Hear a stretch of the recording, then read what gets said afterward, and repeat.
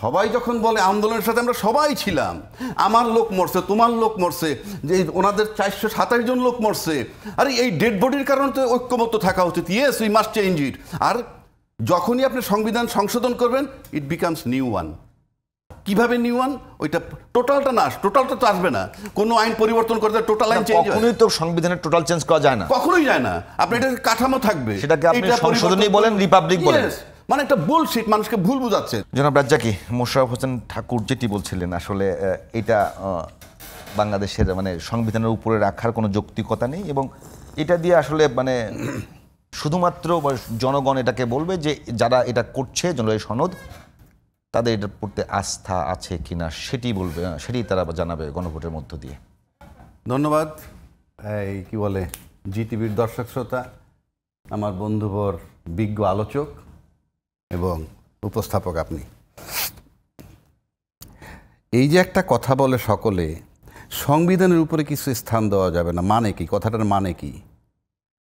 যেমন ধরেন রিনোভেট করা, অর্থাৎ সংস্কার করা। সংস্কার করার মানে হচ্ছে যে আগেরটা থাকে না। Very simple. আমি এই ঘরটা সংস্কার করব, তাহলে কি আগেরটা থাকবে? ভিত্তি তো থাকবে। হ্যাঁ, ভিত্তি থাকবে, কাঠামো থাকবে। অর্থাৎ যে আরসিসি ভীমগুলো আছে না, ওইগুলো থাকবে। আপনি যেমন 70 অনুচ্ছেদ বাতিল করার ব্যাপারে ঐক্যমত্য হইল সবাই, কথার কথা। তাহলে 70 অনুচ্ছেদ যদি বাতিল হয়ে এটা যদি যেটা আমি লিখবো, তাহলে তো আগেরটা থাকবে না। 70 অনুচ্ছেদ বাতিল হয় নাই। হ্যাঁ, বাতিল হয় নাই। আমি বাতিল বলছি না, কিন্তু প্রশ্ন এইটার যে সংশোধনটা করবেন, করার পর যখন বসাবেন তখন আগেরটা তো নাই, নাকি থাকবে? হু টোল্ড ইট?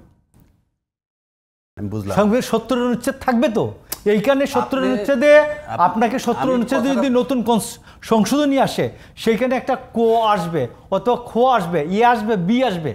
এই 70 হুবহু রাইখা তারপরে কখন না, কে বললো আপনাকে 70 শেষ করতে? আপনি পরে বললেন। অর্থাৎ 70 অনুচ্ছেদে এখন কখ নাই, মনে করেন কখ নাই, একটা প্যারাগ্রাফের লেখা।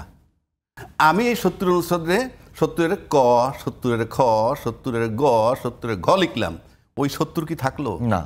সিম্পল কথা। এটার মানে এই না এটা উপরে স্থান পাওয়া। এনি চেঞ্জ মানে চেঞ্জ শুড রিমেইন কনস্ট্যান্ট।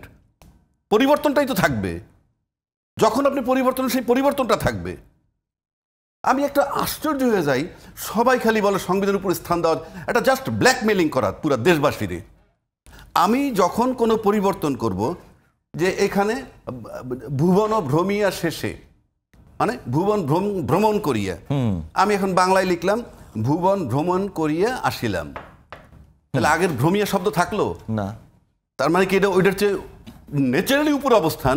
উপরে মানে কি চেঞ্জ হইল? তো এই যে একটা ভেগ টার্ম, ভাই, the politicians they are cheating the people. আপনি বলেন সংবিধানের উপরে স্থান দেওয়া যাবে না। উপরে স্থান কি? পরিবর্তন মানে পরিবর্তিতটা থাকবে, আগেরটা থাকবে না। কিন্তু উপরে স্থান কি? এইবার আসেন, আমি খুব চ্যালেঞ্জ করে বলছি যে পরিবর্তে খালি উপরে স্থান দেওয়া যাবে না, বুলশিট। 2 নম্বর আসেন, জুলাই সনদ জনগণ বোঝে না, সংবিধান জনগণ বোঝে না, গণভোট জনগণ বোঝে না। সব যদি উনি বলে, আমি একমত হইলাম ওনার সাথে, তাহলে গণভোটে যাচ্ছেন কেন? আপনি যখন বোঝে না কইতেছেন, তাহলে গণভোটে যাচ্ছি কেন? আমার প্রশ্ন এগুলা। 2 নম্বর আসেন, এই সাধারণ মানুষ কিছুই বোঝে না বলতেছেন। আমি তো দেখছি সাধারণ মানুষ বহু কিছু বোঝে। তারপরে তর্কের খাতি বলি, জুলাই সনদ, সংবিধান, গণভোট, এটার সাথে সাধারণ লোকের কোনো সম্পর্ক, গণভোট না, জুলাই সনদ, সংবিধান, এর সাথে সাধারণ লোকের কোনো সম্পর্ক থাকতে পারবে না, পৃথিবীর কোথাও নাই। সংবিধান কি সাধারণ লোক নিয়ে লিখবো আমি বটতলা বসে? 2 কোটি লোক দাওয়াত দিয়ে লিখবো? এটা এক্সপার্টদের বিষয়। এক্সপার্টদের বিষয়। আরে 40 জন লোক একমত হইতে পারতেছেন না আপনি ফেব্রুয়ারি থেকে সেপ্টেম্বর পর্যন্ত, সব জ্ঞানী লোক, পলিটিশিয়ান, আর আপনি গণভোট দিয়ে ঐক্যমত্যে আসবেন। গণভোট দিয়ে কি আসবে? জুলাই সনদ হবে কি হবে না? তাই জুলাই সনদ হবে কি হবে না, এই যে হানা ভোটের মতো গণভোট, তাহলে একদিন রাজনীতিবিদরা ফেব্রুয়ারি থেকে সেপ্টেম্বর পর্যন্ত কি করলো, সেই জিনিসটাই তো আবার নিয়ে যাচ্ছি আমরা ওইখানে। সেই জিনিসটাই তো আবার গণভোটে যখন আসবে হ্যাঁ না, তখন কি হবে? হবে না, হবে। তা আমরা যদি এইখানে একমত হয়ে যেতে পারি কিংবা দ্বিমত, এইখানেই তো চূড়ান্ত করা যায়। আপনি আবার গণভোট কেন দিবেন? 1, 2, এখানে যারা রিপ্রেজেন্ট করছে তারা কারা? তারা জনগণ না? জনগণের রিপ্রেজেন্টেটিভ। অফকোর্স এখানে বিএনপি আছে, বিএনপি 35% যদি কভার করে থাকে তাহলে 35% জনগণ এখানে আছে।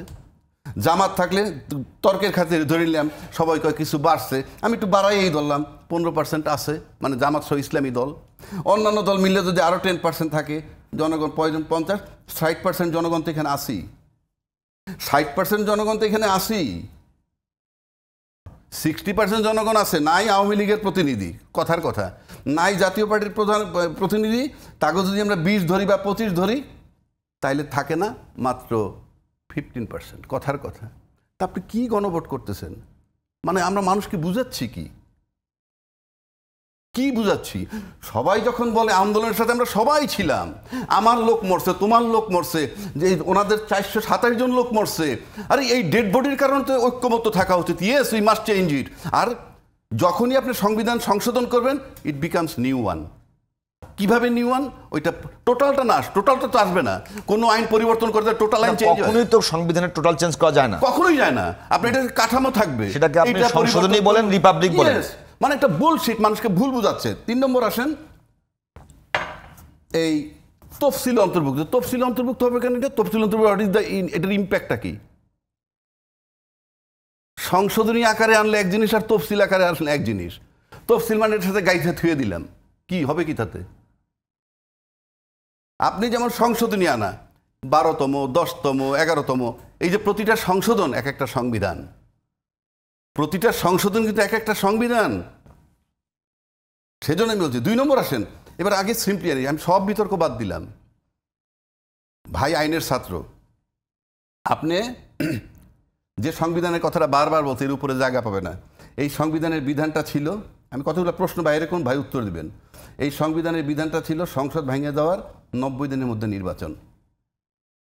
আমি সংসদ কবে ভাঙছে দরকার নাই, 8 তারিখে ওত নিছি ইউনূস সাহেব, 8 আগস্ট না, 8/8/24, তার থেকে 7/11/24 মধ্যে নির্বাচন হওয়ার কথা এই সংবিধান মোতাবেক, যেটার কথা বলা হচ্ছে। এবং এই মোতাবেক ওনারা কিন্তু নির্বাচন একটা চাইছে, এই মোতাবেক কিনা আমি জানি না, 7ই আগস্ট একটা নির্বাচন চাইছিল পল্টনে বসে। আমরা 3 মাসের মধ্যে নির্বাচন চাই।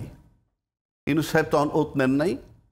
ওনারা কার কাছে চাইলেন? 1, 2, আপনি ওই সংবিধান মোতাবেক 90 ডেজের মধ্যে নির্বাচন হয়, তাহলে 7ই নভেম্বর 2024 মধ্যে নির্বাচন হয়ে যাওয়ার কথা।